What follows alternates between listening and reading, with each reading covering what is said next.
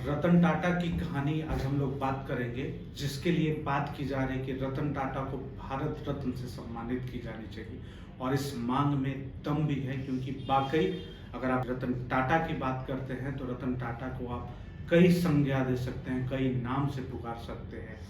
रतन टाटा को लोग कहते हैं a man of no haters. Ratan Tata को लोग कहते हैं देश का सबसे बड़ा दानवीर। रतन टाटा के बारे में कहते हैं कि टाटा सेव्ड इंडिया। रतन टाटा के बारे में आप बहुत कुछ कह सकते हैं, क्योंकि उस शख्स में बात ही ऐसी थी जो अब भारत की इतिहास का हिस्सा बनकर रह गया। भारत ने अपना वो कीमती रत्न खो दिया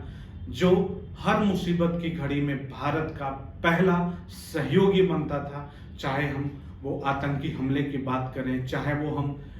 कोविड जैसे महामारी की बात करें, या जिस भी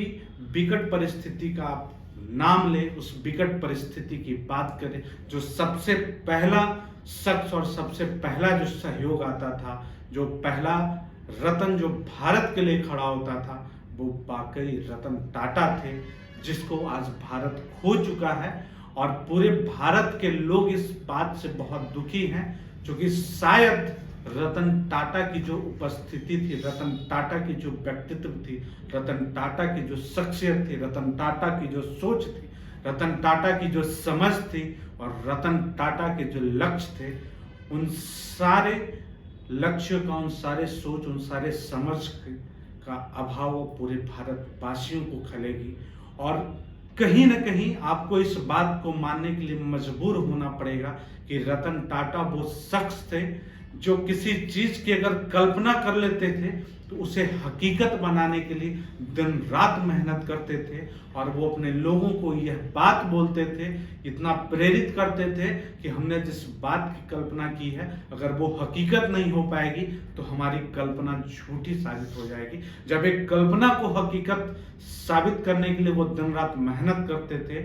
उस इंसान की अगर हम बात करें तो कहीं ना कहीं हम उनके बारे में जो डिस्कस कर रहे हैं, जो विचार कर रहे हैं और जो आपके साथ साझा करने की कोशिश कर रहे हैं, ये उनके सामने एक मामूली सी बात होगी। और आप समझ लीजिए कि बहुत छोटी बात होगी। हम बात कर रहे हैं उस टाटा ग्रुप की बात कर रहे हैं जो कहीं ना कहीं आपके जीवन में किसी न किसी रूप में आपके इर्द गिर्द रहता है और आपसे जुड़ा हुआ है। चाहे आप बात करें, अगर आप गाड़ियों के शौकीन हैं तो आप टाटा मोटर्स की बात कर लें, अगर आप ज्वेलरी के शौकीन हैं आप तनिष्क की बात कर लें, अगर आप टेलीकॉम से जुड़े हुए हैं आप टाटा टेलीकॉम की बात कर लें, अगर आप स्टील की बात करें तो टाटा स्टील की बात कर लें, आप एयरलाइंस की बात करें तो आप विस्तारा एयरलाइंस या एयरलाइंस की बात कर लें। कहने का मतलब है कि आप जिस भी फील्ड की बात करें, आपके घर में जो चाय बनती है वहां भी कहीं ना कहीं टाटा टी पहुंचती है, आपके घर में नमक भी टाटा टी इस्तेमाल हो रही है।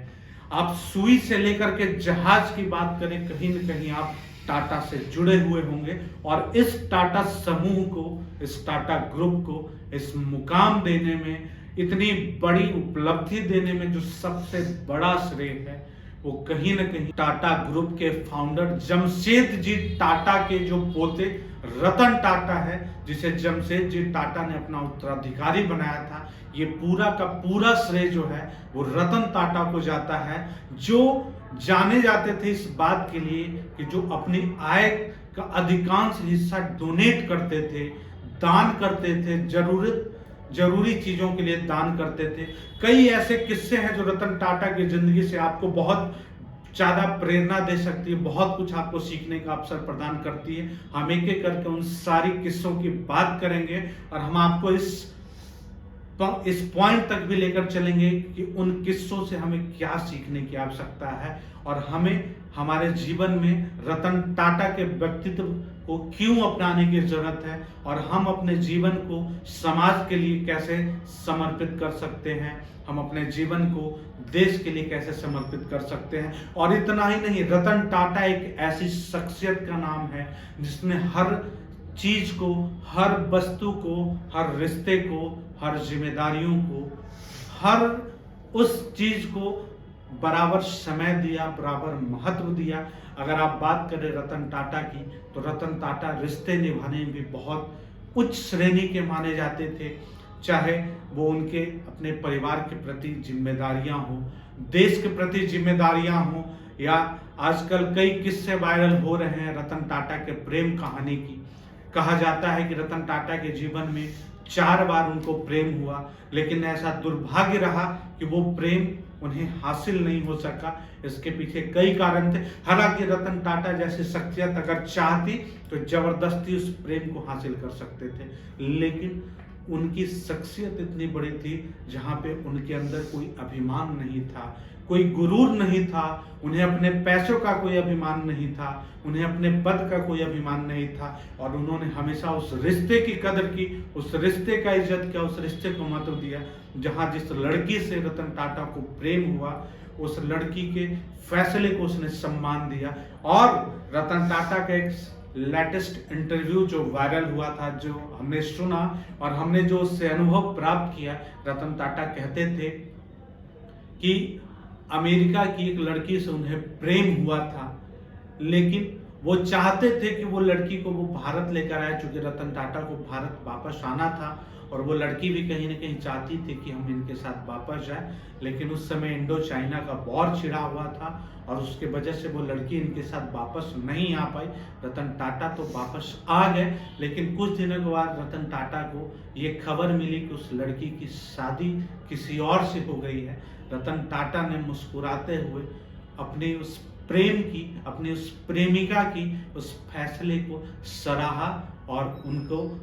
ये कहते हुए धन्यवाद दिया कि फैसला उनका है। अगर उन्होंने कुछ फैसला लिया होगा तो कुछ सोच समझ कर लिया होगा, और उनके जीवन पे जो सबसे बड़ा अधिकार है वो उनका ही था। और रतन टाटा ने उस इंटरव्यू में ये भी कहा कि आज भी हमारी बात उनसे होती है तो ये जानकर खुशी होती है कि वो अपने जीवन में आज भी खुश हैं। और मैं आपको बता रहा हूं कि रतन टाटा अपने जीवन में रिश्तों को इतना वैल्यू देते थे कि 4 बार अपने जीवन में प्रेम होने के बाद भी रतन टाटा पूरे जीवन अविवाहित रहे, और अब उनकी सांसें भी थम गई। आज पूरा भारतवर्ष रतन टाटा की कहानियों से प्रेरणा ले रहा है। रतन टाटा को आज यूट्यूब और गूगल पे सर्च किया जा रहा है, लेकिन इतने सर्च और इतने ट्रेंडिंग होने के पीछे रतन टाटा की जो कहानी रही है उसको जानना जरूरी है। उस दिलचस्प भरी कहानी को समझना जरूरी है और उससे हमें प्रेरणा लेने की जरूरत है। आज के डेट में टाटा ग्रुप का कम से कम 100 कंपनी, आप समझ लो 100 से ज्यादा कंपनी टाटा ग्रुप के अंदर अलग अलग सेक्टर और अलग अलग फील्ड में काम कर रही है। मैं आपको एक छोटी सी बात बताता हूं। जिस समय रतन टाटा को टाटा ग्रुप का उत्तराधिकारी बनाया गया था, टाटा को टाटा समूह की जिम्मेदारियां दी गई थी, उस समय कहा जाता है कि टाटा ग्रुप का जो नेट वर्थ था वो $4 बिलियन था। लेकिन जब टाटा ग्रुप के उत्तराधिकारी और टाटा ग्रुप के चेयरमैन से जब रिटायरमेंट रतन टाटा का हो रहा था, उस समय तक रतन टाटा ने टाटा ग्रुप की जो नेटवर्थ थी उसको मोर देन $100 बिलियन बना दिया था। और इस बीच ये कहानी भी जानना बहुत जरूरी है कि इसके बावजूद रतन टाटा ने अपनी कमाई का 70% से ज्यादा हिस्सा डोनेट किया है, चाहे वो किसी अलग कंपनी को डोनेट किया हो, भारत सरकार को डोनेट किया हो, कई रिलीफ फंड को डोनेट किया हो, महामारी के समय में जरूरतमंद को डोनेट किया हो। एक किस्सा है जब भारत की सबसे बड़ी होटल ग्रुप कंपनी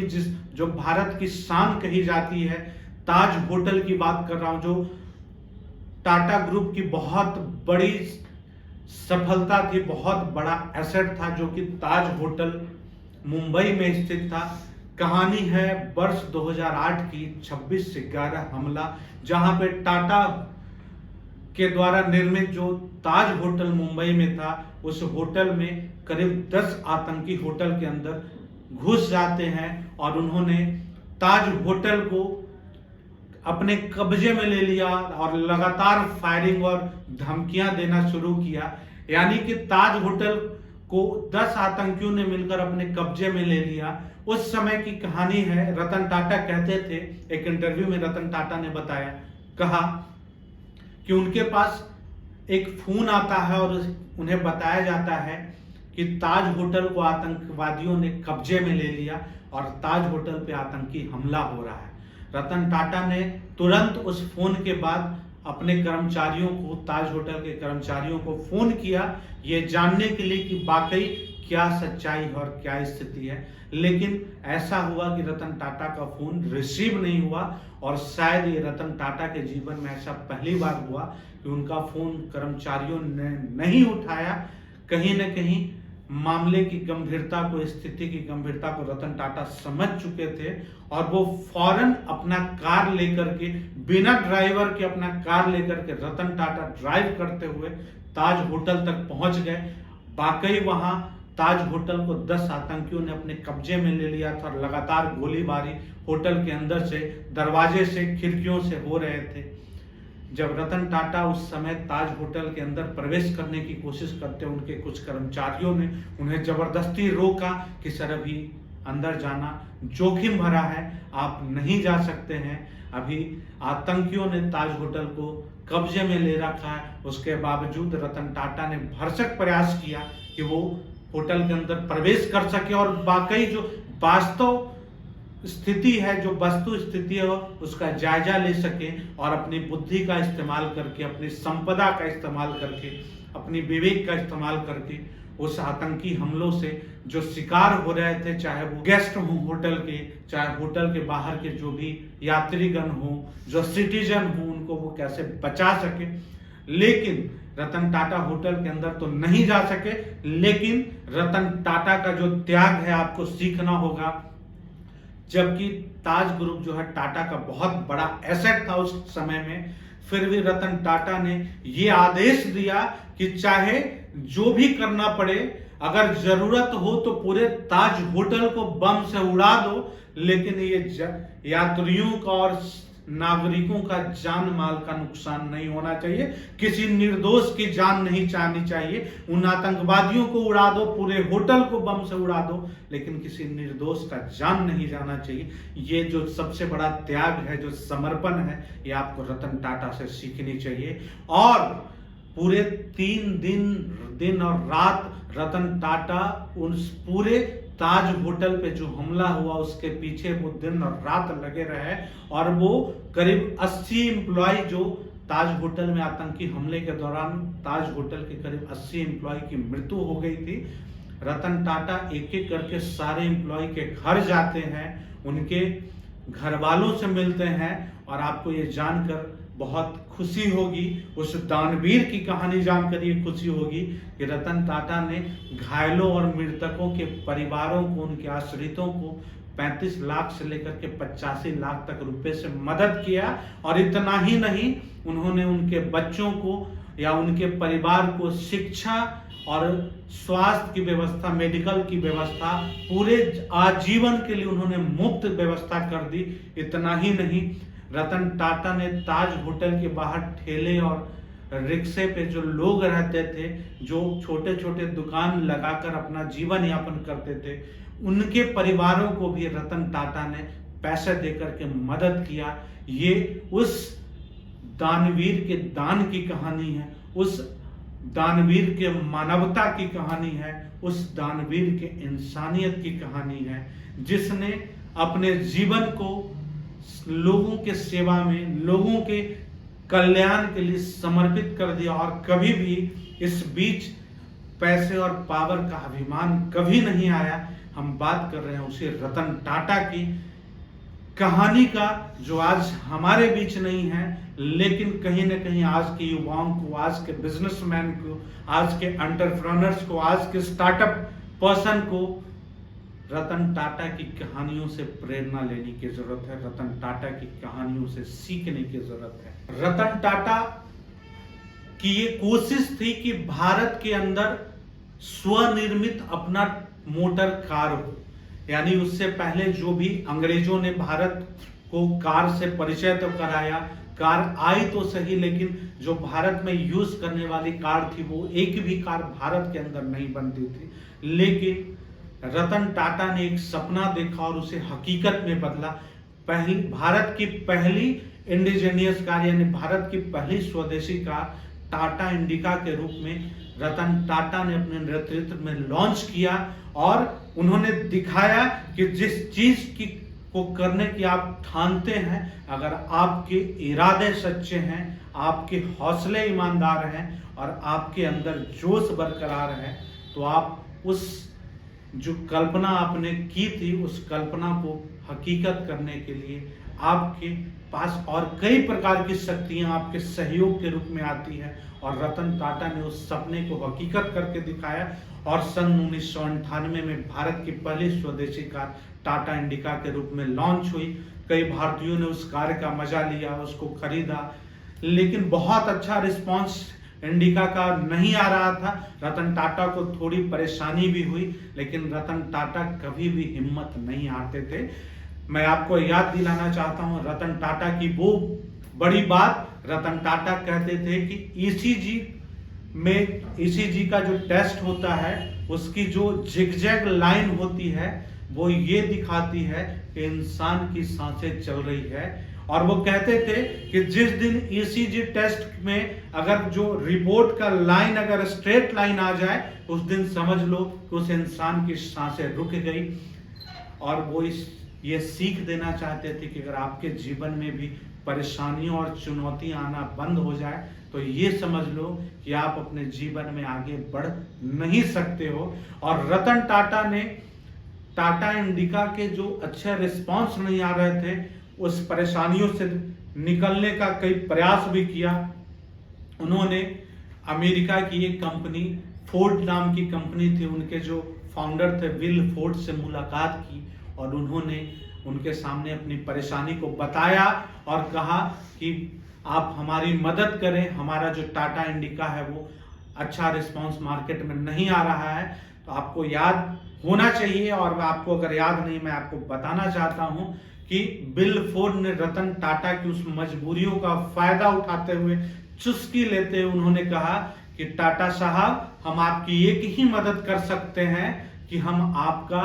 जो टाटा मोटर है उसे हम खरीद लेंगे और यही हमारे लिए जो आपके लिए सबसे बड़ा मदद होगा। रतन टाटा चूंकि आईक्यू के बहुत अच्छे व्यक्ति थे, उनका आईक्यू बहुत अच्छा था, उन्होंने तुरंत उस चुस्की को समझा और उन्होंने ये समझ लिया, उन्हें आभास हुआ कि ये इंसान हमारी परिस्थितियों का गलत फायदा उठा रहा है और उस इंसान ने उसे मजबूर समझा। रतन टाटा ने उसे धन्यवाद कहते हुए वो वापस इंडिया आए और उन्होंने अपनी कंपनी के कर्मचारियों के साथ मीटिंग किया और उन्होंने उन कमियों पे काम करने का कोशिश किया कि आखिर क्यों, क्या वजह है कि टाटा इंडिका यूजर्स की पसंद नहीं बन पा रही है। और धीरे धीरे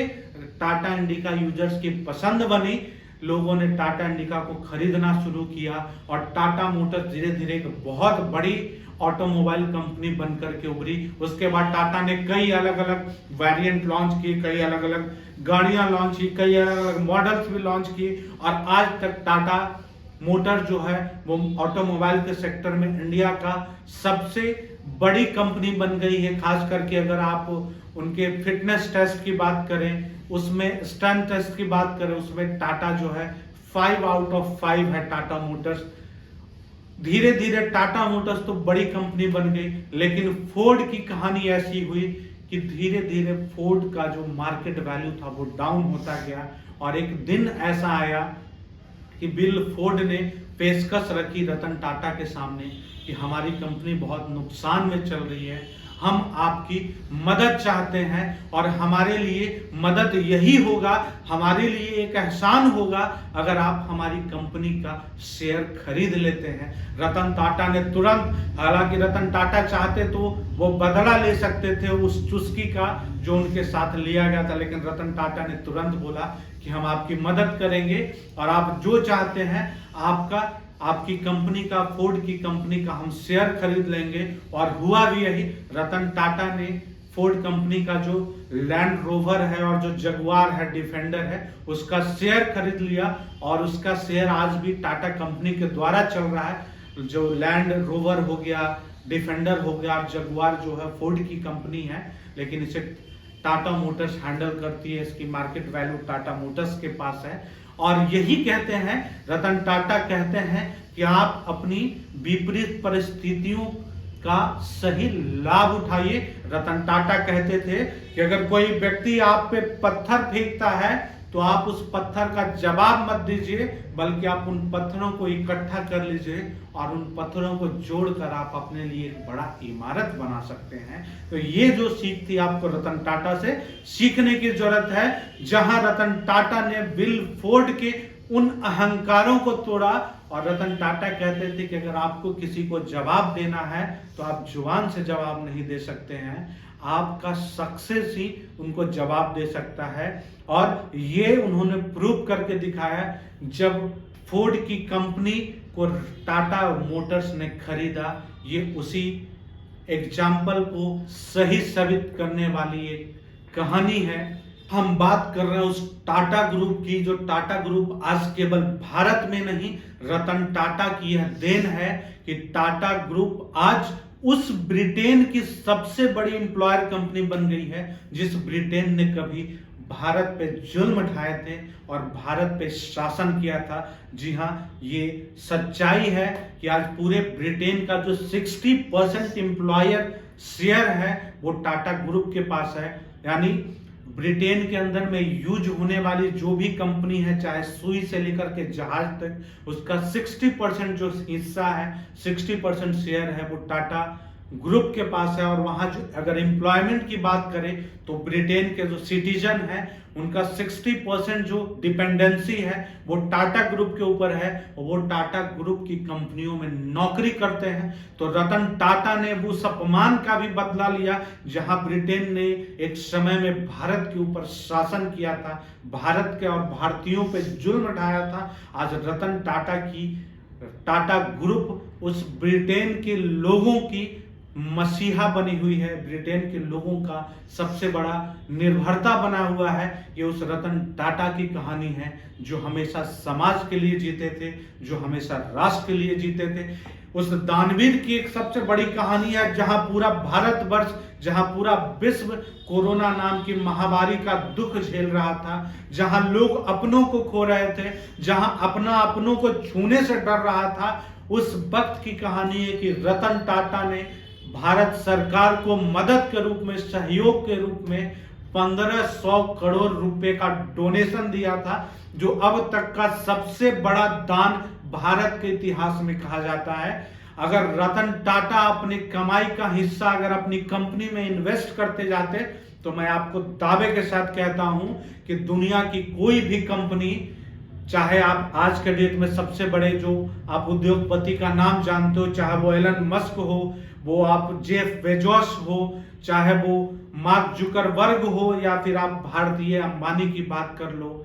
आप किसी की भी बात कर लो, अगर रतन टाटा अपनी कमाई का हिस्सा अपनी कंपनी में इन्वेस्ट करते जाते तो आज टाटा ग्रुप पूरे विश्व की सबसे बड़ी इंडस्ट्री होती, सबसे बड़ी कंपनी होती। लेकिन आज शायद रतन टाटा की कहानी इतनी ज्यादा वायरल नहीं होती, इतनी ज्यादा ट्रेंडिंग नहीं होती, और गूगल और यूट्यूब और हर जगह, इंस्टाग्राम, फेसबुक, हर जगह रतन टाटा को सर्च नहीं किया जाता। रतन टाटा वाकई भारत के लिए एक रोल मॉडल थे। वाकई में भारत सरकार उस रतन टाटा को भारत रत्न दे या ना दे, लेकिन हकीकत में भारत का अगर कोई रत्न है तो वो रतन टाटा है। रतन टाटा को पूरा भारतवासी भारत रत्न मानते हैं, और हमें पुरजोर कोशिश करनी चाहिए कि उस भारत के रत्न को भारत रत्न जैसे सबसे बड़ी और सर्वोच्च रत्न से, देश के सर्वोच्च रत्न से, देश के सर्वोच्च पुरस्कार से, देश के सर्वोच्च सम्मान से सम्मानित करना चाहिए। और उनकी जो दिवंगत आत्मा है उन्हें एक ट्रिब्यूट देना चाहिए। और मुझे लगता है शायद ये भी बहुत कम होगा अगर हम भारतवासी एक सुर में अगर उन्हें भारत रत्न दिलाने की भी मांग करते हैं तो भी ये बहुत कम होगा, क्योंकि उस सूरवीर की, उस दानवीर की, उस उद्योगपति की, उस मानवता के हीरो की कहानी ये रही है कि अपने जीते जी उसने कभी भी इस बात को हावी नहीं होने दिया कि उन्हें भारत रत्न दिया जाए। जब भी कोशिश हुई, जब भी हवा उठी, रतन टाटा को भारत रत्न देने की, उन्होंने हमेशा उसे दबाने की कोशिश की और हमेशा उन्होंने अपील की कि वो भारत का बेटा बनकर रहना चाहते हैं, वो भारत का एक सपूत बनकर रहना चाहते हैं, वो भारतवासी बनकर रहना चाहते हैं और वो भारत रत्न जैसे सर्वोच्च सम्मान के दबाव को झेलने के लिए तैयार नहीं थे। ये कहानी है उस भारत वीर की, उस भारत के सच्चे सपूत की। मैं उम्मीद करता हूं कि भारत रत्न के लिए जो मांग उठी है रतन टाटा के लिए, शायद उन्हें भारत रत्न मिले या ना मिले, लेकिन हमारे और आपके दिल में भारत का जो सबसे बड़ा रत्न होगा वो वाकई और हकीकत में रतन टाटा ही होंगे। So thanks for watching, like, subscribe and share.